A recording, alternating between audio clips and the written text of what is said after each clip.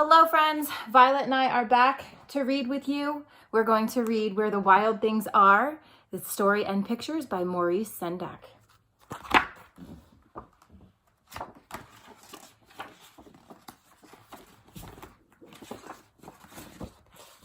There he is, Where the Wild Things Are.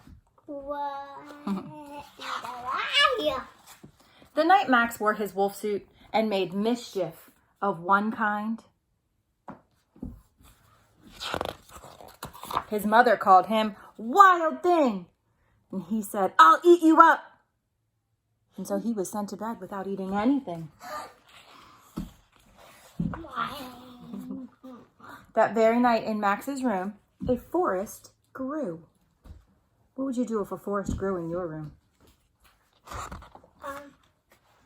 And grew. You would cut your forest down? Yeah. And grew until his ceiling hung with vines and the walls became the world around him. Not like that. When the wild things are. And an ocean tumbled by with a private boat for Max, and he sailed off through night and day. There he is. His boat says Max. M-A-X? Axe Max. And in and out of weeks and almost over a year to where the wild things are. I don't know if I would want to travel that far. He's very brave. And when he came to the place where the wild things are, they roared their terrible roars and gnashed their terrible teeth and rolled their terrible eyes and showed their terrible claws. Can you roll your terrible eyes, Violet, and show your terrible claws? Roar your terrible roars. Do it again so everybody can see. That was good. Till Max said, "Be still," and tamed them with a magic trick I know my trick. of staring into all their yellow eyes without blinking once, and they were frightened and called him the most wild thing of all.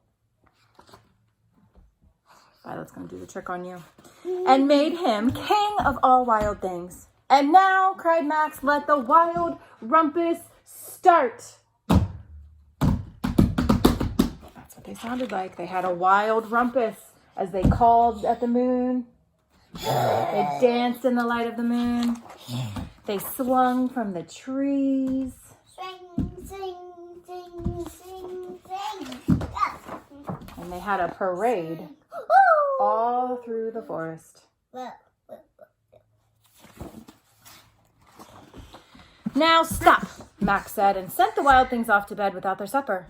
And Max, the king of all wild things, was lonely and wanted to be where someone loved him best of all. Then all around from far away across the world, he smelled good things to eat. So he gave up being king of where the wild things are.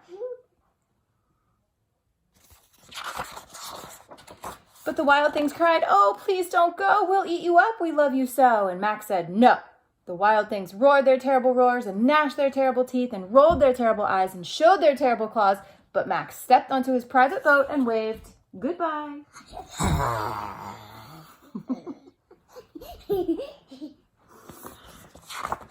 And sailed back over a year and in and out of weeks and through a day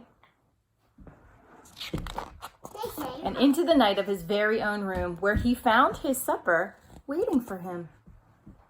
And guess what? What? It was still hot. What? The end. So, friends, I am interested to know, what do you do when you are feeling wild like Max? I know when Violet's feeling pretty wild, she sets up her trampoline and she sets up a gymnastics course in the living room, and she jumps from couch to pillow to trampoline to stool to chair and back again, doing all kinds of flips and turns. So I would be interested to hear about what you do. Write it down. Write me some sentences. Write me a story. Maybe you could have an adventure like Max. Send it to me, and I look forward to hearing from you soon. Bye.